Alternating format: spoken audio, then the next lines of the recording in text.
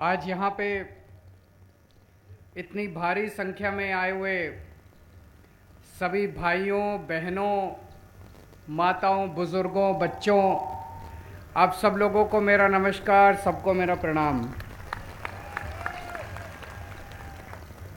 मंच पे बैठे हुए हमारे गुजरात के सम्मानित नेता छोटू भाई जी को, महेश भाई जी को, गोपाल जी को, ईशुदान जी को, इंद्रानिल जी को और भी बहुत सारे नेता बैठे हैं, सबको मेरा नमस्कार, सबको मेरा प्रणाम।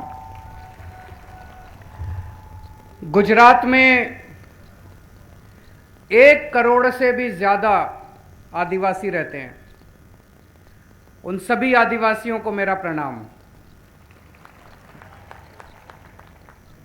आज मैं समझता हूं इतने सारे टीवी चैनल वाले आए हुए हैं, गुजरात के बहुत सारे लोग इस कार्यक्रम को देख रहे होंगे। 6.5 करोड़ गुजरातियों को इस मंच से मेरा सादर प्रणाम, सबको मेरा नमस्कार।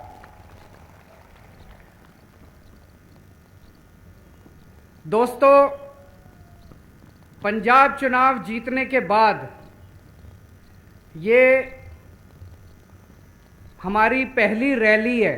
इसके पहले एक हमने रोड शो किया था अहमदाबाद में, पर जनसभा पब्लिक रैली पहली रैली है और वो पहली रैली हम आदिवासी इलाके के अंदर कर रहे हैं। आदिवासियों के साथ घोर अन्याय हुआ। पहले अंग्रेजों ने चूसा, उसके बाद हमारे अपने लोगों ने शोषित किया। बड़े बड़े प्रोजेक्ट्स के नाम पे आप लोगों को विस्थापित किया गया। आज भी एक आदिवासी अपनी 2 जून की रोटी खाने के लिए, अपने बच्चों को पालने के लिए तरसता रहता है।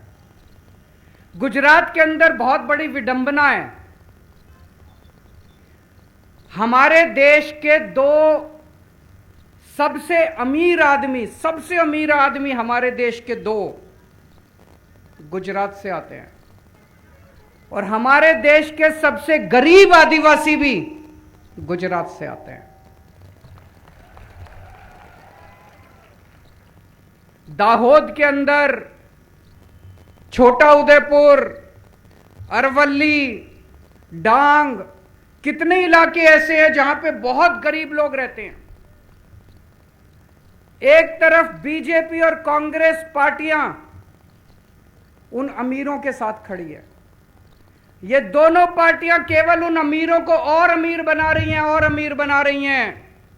आज मैं कहने के लिए आया हूं कि केजरीवाल, आम आदमी पार्टी, छोटू भाई, महेश भाई, हम आपके साथ खड़े हैं, हम गरीबों के साथ खड़े हैं।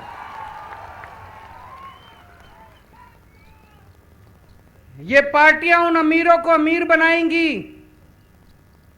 जब तक इन पार्टियों की सत्ता, ये पार्टियां उन अमीरों को अमीर बनाएंगी। लेकिन मैं आपको कहने वाला हूं, हमें एक मौका दे दो, हम आपकी गरीबी दूर करेंगे, आपके बच्चों को पढ़ाएंगे, आपके लिए अस्पताल बनाएंगे, आपके लिए रोजगार देंगे। हम अमीरों के साथ नहीं है, हम आपके साथ खड़े, हम गरीबों की पार्टी हैं, हम आम लोगों की पार्टी, हम अमीरों की पार्टी नहीं है। दिल्ली के लोग मुझे बहुत प्यार करते हैं। आज मैं गुजरात के लोगों से प्यार मांगने के लिए आया हूं।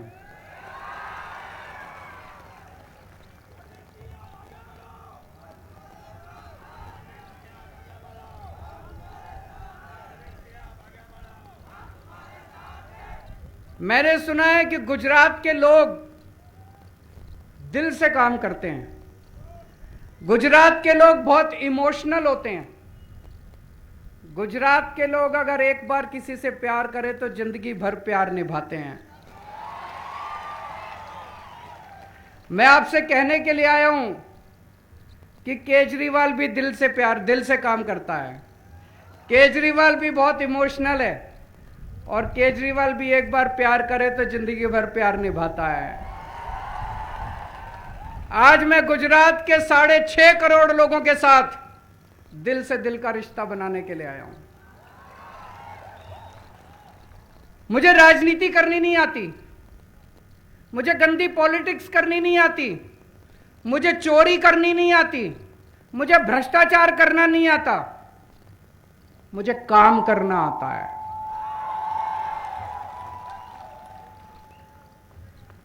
मैंने लोगों से बात की, गुजरात के अंदर इस टाइम स्कूलों की, सरकारी स्कूलों की बहुत बुरी हालत है। अभी अभी महेश भाई भाषण दे रहे थे, मेरे को उन्होंने बताया, ईशुदान जी मेरे लिए ट्रांसलेट कर, 6000 सरकारी स्कूल इन्होंने बंद कर दिए मर्जर के नाम पे। 6000 सरकारी स्कूल इन्होंने गुजरात के अंदर बंद कर दिए। सरकारी स्कूलों की हालत बहुत खराब है। गुजरात के अंदर दीवारें टूटी पड़ी हैं, जंग लगे पड़े हैं, टीचर हैं नहीं। कई स्कूल ऐसे हैं जिसमें 7-7, 8-8 क्लासों का स्कूल है और एक ही टीचर है, और कई स्कूल में तो एक भी टीचर नहीं है। कितने लाख बच्चों का भविष्य खराब है। लेकिन ये बदल सकता है।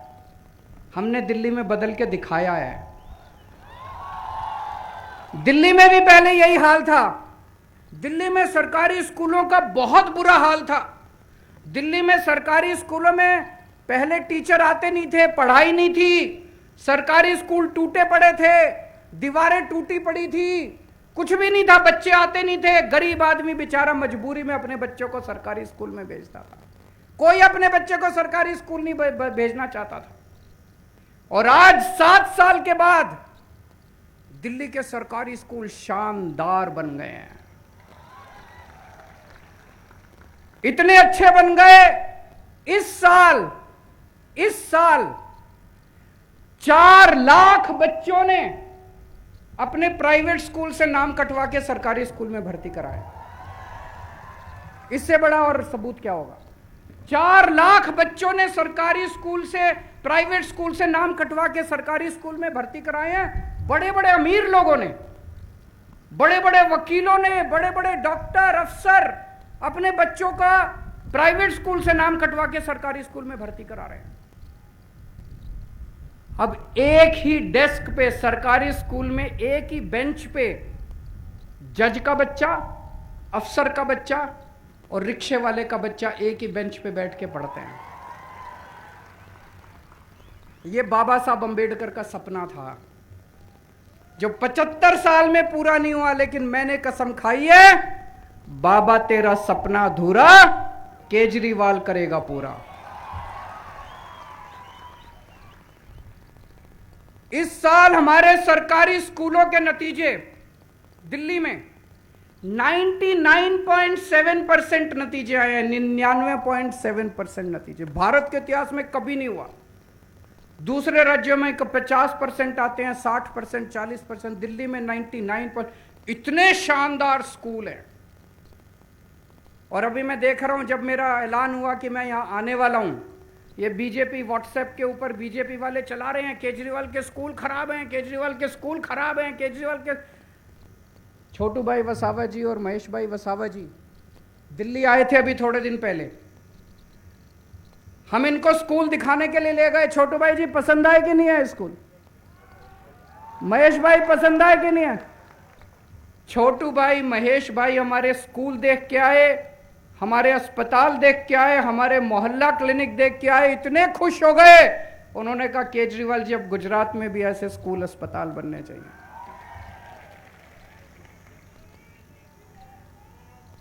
मैं आज इस मंच के माध्यम से गुजरात के मुख्यमंत्री भूपेंद्र पटेल जी को भी आमंत्रित करता हूं, आइए हमारे स्कूल देखिए, आइए हमारे अस्पताल देखिए, आइए हमारे स्कूल देखिए। ऐसे ही मत क्रिटिसाइज कीजिए। 27 साल से गुजरात में बीजेपी की सरकार है। 27 साल में इन्होंने सरकारी स्कूलों का यह हाल कर दिया। मैं आपको कहना चाहता हूं, 5 साल अगर आप और इनको दे दोगे, ये कुछ नहीं करने वाले। ऐसे ही चलेगा। चलेगा कि नहीं चलेगा? ये ऐसे ही करेंगे और कुछ नहीं करने वाले। इन्होंने कुछ नहीं करना, लूटना है केवल। और 5 साल दे दो, गुजरात नहीं सुधरेगा। हमें एक मौका दे दो, हमें एक मौका दे दो। अगर 5 साल के अंदर हमने गुजरात के सारे स्कूल ठीक नहीं किए, अगली बार मेरे को लात मार के भगा देना। गुजरात की भाजपा सरकार ने एक काम तो बहुत बड़ा काम किया, इन्होंने मानना पड़ेगा। पूरी दुनिया में पेपर लीक करने के मामले में इन्होंने वर्ल्ड रिकॉर्ड किया है। सारे रिकॉर्ड तोड़ दिए, दुनिया के सारे रिकॉर्ड। आपने गिनीज बुक का नाम सुना है? Guinness book of world record है। मैंने सुना कल गिनीज बुक वालों की मीटिंग हुई है। उस मीटिंग में वो भारतीय जनता पार्टी का नाम डालने वाले हैं सबसे ज्यादा पेपर लीक करने के मामले में।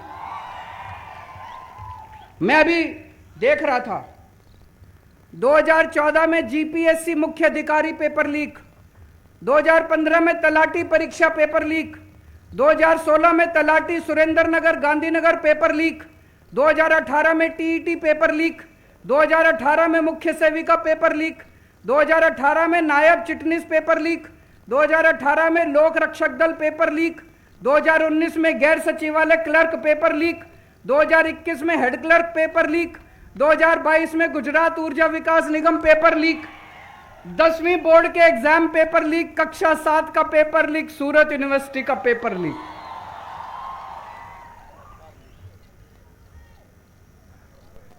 गजब सरकार है यार, गजब सरकार है। नहीं, गजब है कर दिया इन लोगों ने। एक मैंने सुना भूपेंद्र पाटिल साहब एक जगह भाषण दे रहे थे। उन्होंने बोला हम गुजरात को ऐसा विकास देंगे, हम गुजरात को ऐसा कर देंगे, हम गुजरात। एक बच्चा खड़ा हुआ, बोला जी एक पेपर करके दिखा दो बिना लीक किए। तुम गुजरात सरकार बाद में चला लेना, एक पेपर तो बिना लीक किए कर।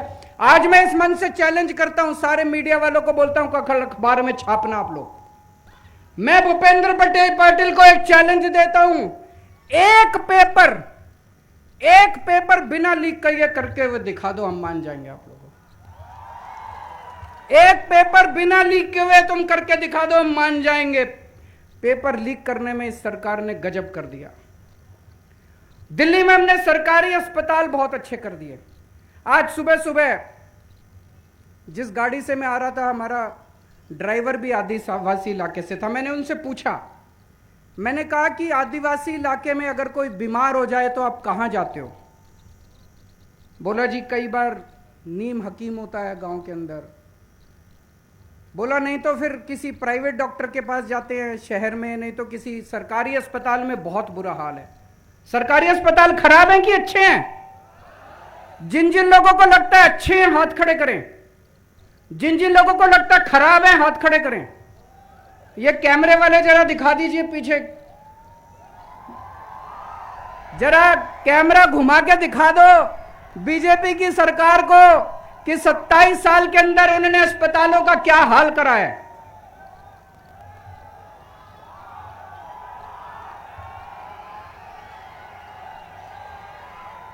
पहले दिल्ली के अस्पताल भी बहुत खराब थे, बहुत खराब थे। दवाई मिलती नहीं थी, मशीनें खराब थी, टेस्ट होते नहीं थे, बहुत बुरा हाल था। लेकिन दिल्ली के अंदर 5 साल के अंदर आज इतनी अच्छी व्यवस्था है।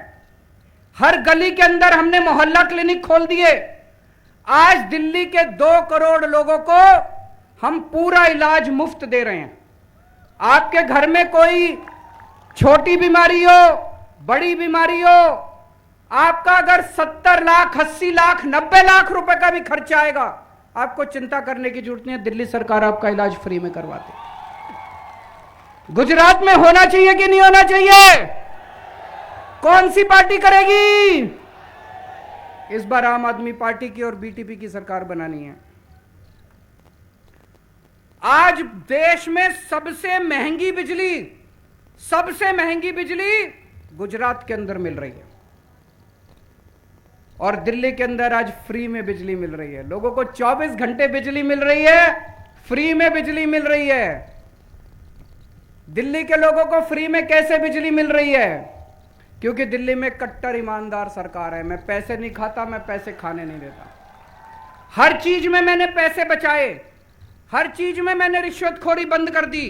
खूब सारे पैसे बच गए, उन पैसों से मैंने अपने लोगों की बिजली फ्री कर दी। ये बीजेपी वाले मेरे को खूब गालियां देते हैं, कहते हैं केजरीवाल फ्री कर रहा है, फ्री कर रहा है, फ्री कर रहा है। ईमानदार हूं इसलिए कर रहा हूं। तुम लोग बेईमान हो इसलिए नहीं कर रहे। अब ईमानदारी का एक ही पैमाना है, जो नेता फ्री बिजली करे वो ईमानदार, और जो महंगी बिजली दे वो बेईमान है कि नहीं है? गुजरात के लोगों को फ्री बिजली चाहिए नहीं चाहिए? 24 घंटे बिजली चाहिए नहीं चाहिए? कौन सी पार्टी करेगी? आम आदमी पार्टी। आज गुजरात का पढ़ा लिखा युवा रोजगार के लिए दर दर भटक रहा है। दिल्ली में पिछले 5 साल में हमने 12 लाख बच्चों को रोजगार दिया। 12 लाख बच्चों को, सबका वेबसाइट के ऊपर है, मैं हवा में बात नहीं कर रहा, वेबसाइट। 12 लाख बच्चों को हमने रोजगार दिया है। आने वाले 5 साल में 20 लाख और बच्चों को रोजगार देने का प्लान बनाया है। तो आज मैं इस मंच के जरिए गुजरात के युवाओं को अपील करना चाहता हूं, जो युवा बेरोजगार घूम रहे हैं, जो युवा अच्छा गुजरात चाहते हैं, केवल आम आदमी पार्टी ईमानदार पार्टी है। आम आदमी पार्टी युवाओं की पार्टी है। सब लोग जुड़ोगे आम आदमी पार्टी के साथ, और आइए मिलके एक सुनहरा गुजरात बनाते हैं। आपके रोजगार का भी इंतजाम करेंगे। आज दिल्ली से हमने भ्रष्टाचार खत्म कर दिया। आप दफ्तर में जाते हो, सरकारी दफ्तर में राशन कार्ड बनवाना है, जाति प्रमाण पत्र बनवाना है, ये बनवाना है, हर चीज के पैसे देने पड़ते नहीं पड़ते? दिल्ली में नहीं देने पड़ते। दिल्ली में सारा काम मुफ्त में होता है। कैसे? हमने एक नंबर जारी कर दिया। हमने कहा इस नंबर पे फोन करो, जो काम करवाना है इस नंबर पे बताओ। आपको बिजली का कनेक्शन लेना है, आपको राशन कार्ड बनवाना है, आप फोन करो।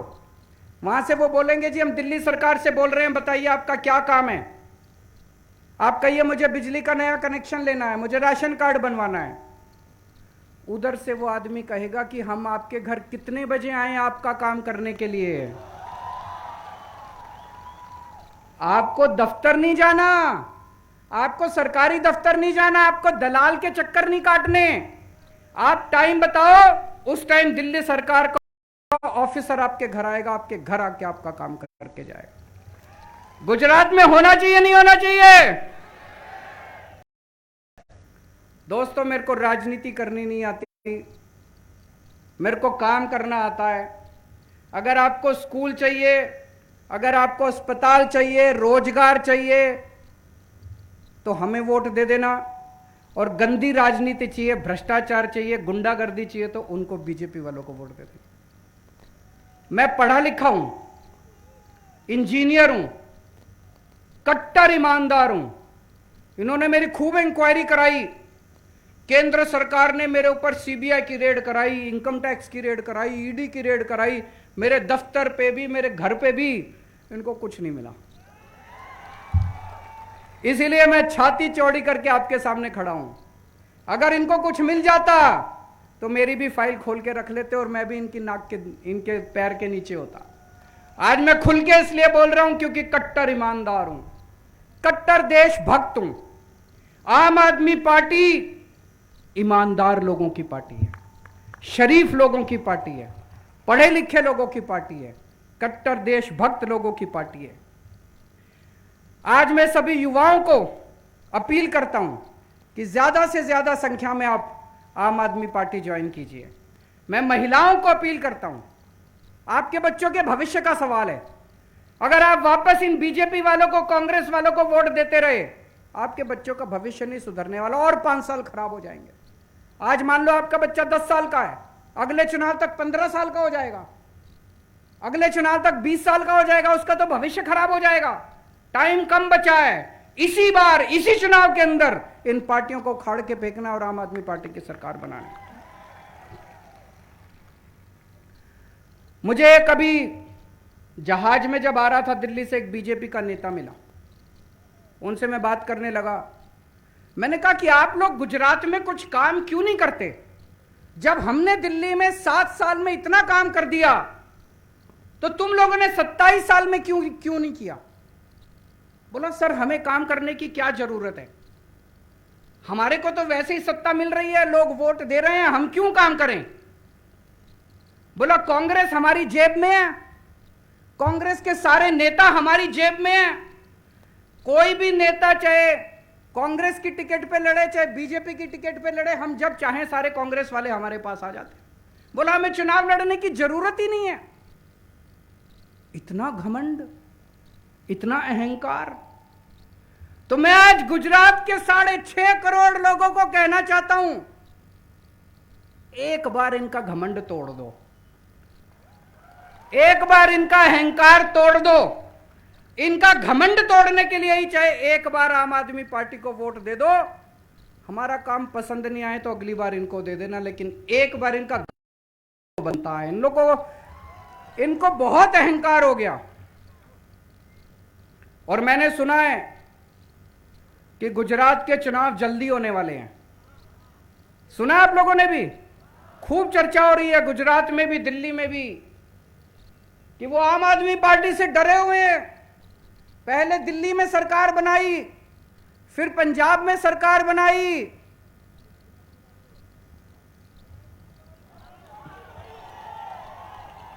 अब गुजरात की बारी है कि नहीं है? अब गुजरात में सरकार बनाएंगे तो वो कह रहे हैं इनको टाइम मत दो, दिसंबर तक इनको टाइम मिल गया तो ये स्वीप हो जाएगा गुजरात। वो कह रहे हैं अभी चुनाव करा दो। मैं उनको कहना चाहता हूं, हम फक्कड़ आदमी हैं, हमारे पास कुछ नहीं है, हमारे पास ऊपर वाले का साथ है और जनता का प्यार है। ऊपर वाला हमारे साथ है, हम सच्चे रास्ते पे, सत्य के रास्ते पे चल रहे हैं।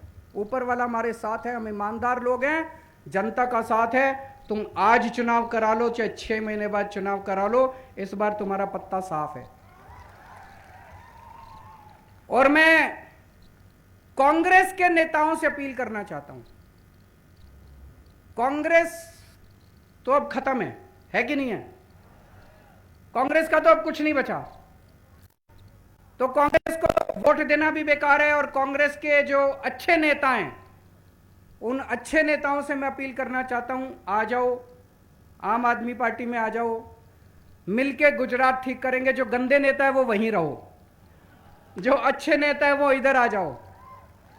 बीजेपी के नेताओं से मैं अपील करना चाहता हूं, बीजेपी में रहोगे गुजरात बर्बाद हो रहा है।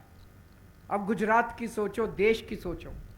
ऊपर वाले ने आम आदमी पार्टी बनाई, देश की जनता ने आम आदमी पार्टी बनाई, अब गुजरात को बदलने की बारी है। गुजरात के बीजेपी के भी जो अच्छे नेता हैं वो भी अपनी पार्टी छोड़ के आम आदमी पार्टी में आ जाओ।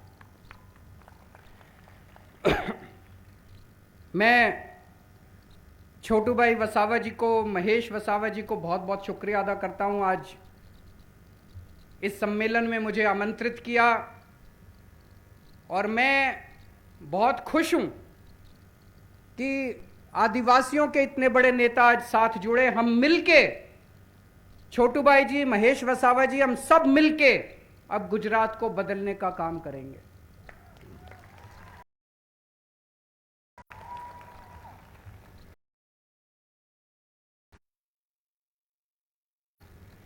एक चीज मेरे मन में खटक रही है जब से मैं, भारतीय जनता पार्टी का अध्यक्ष कौन है गुजरात का?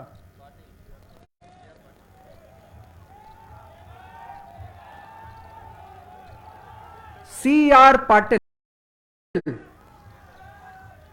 CR पाटिल वो कहां का रहने वाला है? महाराष्ट्र का रहने वाला है। महाराष्ट्र।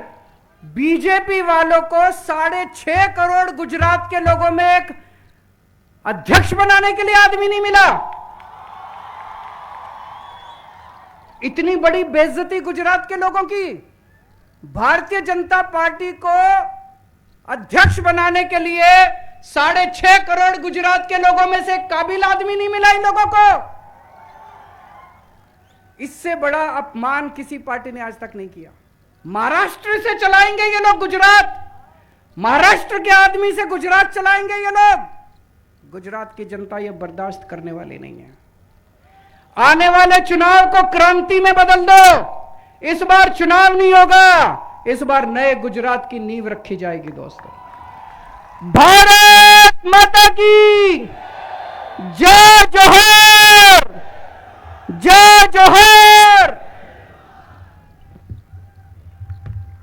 ખૂબ ખૂબ આભાર.